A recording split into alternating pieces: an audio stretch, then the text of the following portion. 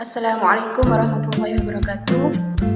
Alhamdulillahirabbil alamin. Assalatu wassalamu ala asyrafil anbiya'i wal mursalin sayyidina Muhammadin wa ala alihi wa sahbihi ajma'in, amma ba'd. Yang saya hormati pengasuh Pondok Pesantren Zainul Hasan Genggong, dan yang saya hormati Bapak Rektor Universitas Islam Zainul Hasan Genggong, dan yang saya hormati pula Ustadzah Nur Fatimah MPD selaku dosen pengampu studi akhlak tasawuf. Baik, perkenalkan, nama saya Rosidah, Fakultas Tarbiyah, Program Studi Pendidikan Guru Madrasah Ibtidaiyah. Di sini saya akan mengumpulkan tugas UAS, yaitu ujian akhir semester, yang berjudul Prinsip Dasar Akhlak Islam. Pembahasan pertama di sini yaitu prinsip dasar akhlak Islam. Langsung saja. Prinsip dasar akhlak Islam di sini itu ada 5. Yang pertama bertakwa, yang kedua kesabaran, yang ketiga kebaikan, yang keempat bersyukur, dan yang kelima amal kebaikan.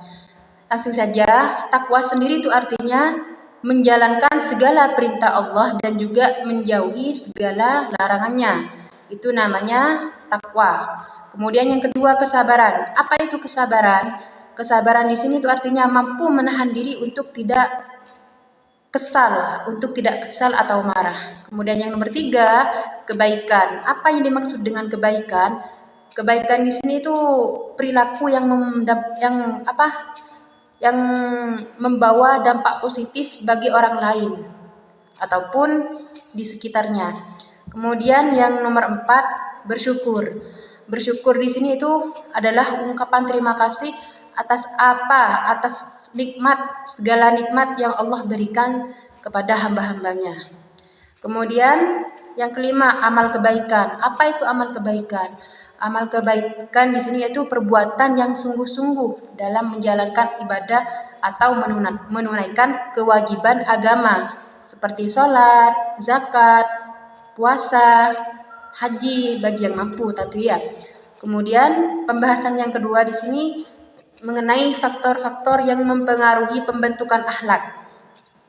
Yang pertama yaitu pengaruh agama. Pengaruh agama itu merujuk pada pengaruh yang dimiliki oleh ajaran dan nilai-nilai agama terhadap individu, masyarakat, budaya, politik, dan juga ekonomi. Kemudian yang kedua, lingkungan sosial. Lingkungan sosial ini merujuk pada segenap interaksi dan hubungan sosial antara individu dan kelompok dalam sebuah komunitas atau masyarakat. Kemudian yang nomor 3, pengaruh teman sebaya, yaitu mengacu pada dampak atau pengaruh yang dimiliki oleh rekan sebaya atau teman seumur yang juga terdapat dari perilaku, sikap, dan juga keputusan seseorang. Yang nomor 4, media. Media di sini adalah sarana atau alat komunikasi yang digunakan untuk menyampaikan informasi, berita, atau pesan. Itu namanya media. Kemudian yang nomor 5 yaitu kondisi, yaitu kondisi ekonomi. Kondisi ekonomi di sini mengacu pada keadaan ekonomi suatu negara, kawasan, atau juga wilayah pada suatu waktu yang tertentu. Yang keenam, pendidikan. Yang dimaksud dengan pendidikan di sini adalah proses yang melibatkan transfer pengetahuan, keterampilan, dan nilai-nilai dari satu generasi ke generasi berikutnya. Langsung saja pembahasan yang nomor 3 mengenai tasawuf.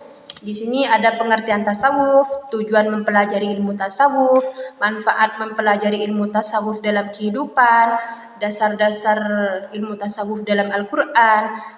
Kemudian ajaran-ajaran dalam ilmu tasawuf. Berarti di sini ada 5. Yang pertama, pengertian tasawuf. Pengertian tasawuf di sini yaitu suatu ajaran tentang bagaimana menyucikan jiwa dan menjernihkan akhlak. Itu pengertian dari tasawuf. Kemudian tujuan mempelajari ilmu tasawuf di sini itu mendekatkan manusia kepada Allah agar manusia itu tidak tergoda dengan nafsu yang nikmatnya hanya sementara. Kemudian manfaat mempelajari ilmu tasawuf. Manfaat mempelajari ilmu tasawuf di sini itu mengingatkan manusia tentang kematian agar umat manusia itu selalu beribadah selalu berbuat baik, beramal soleh, serta menjauhi perbuatan maksiat dan kejahatan. Kemudian dasar-dasar ilmu tasawuf dalam Al-Quran itu terdapat dalam surah Al-Baqarah ayat 115 yang artinya, dan kepunyaan Allah lah dari timur dan barat, maka kemanapun kamu menghadap, maka disitulah wajah Allah. Itu terdapat dalam surah Al-Baqarah 100 ayat 115. Yang terakhir, ajaran-ajaran dalam ilmu tasawuf.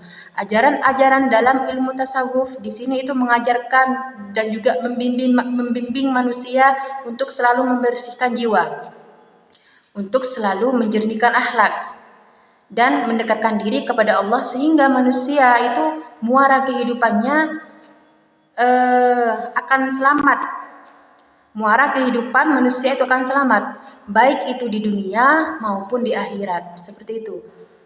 Baik, mungkin hanya ini saja yang bisa saya sampaikan. Apabila ada kesalahan, saya mohon maaf yang sebesar-besarnya. Assalamualaikum.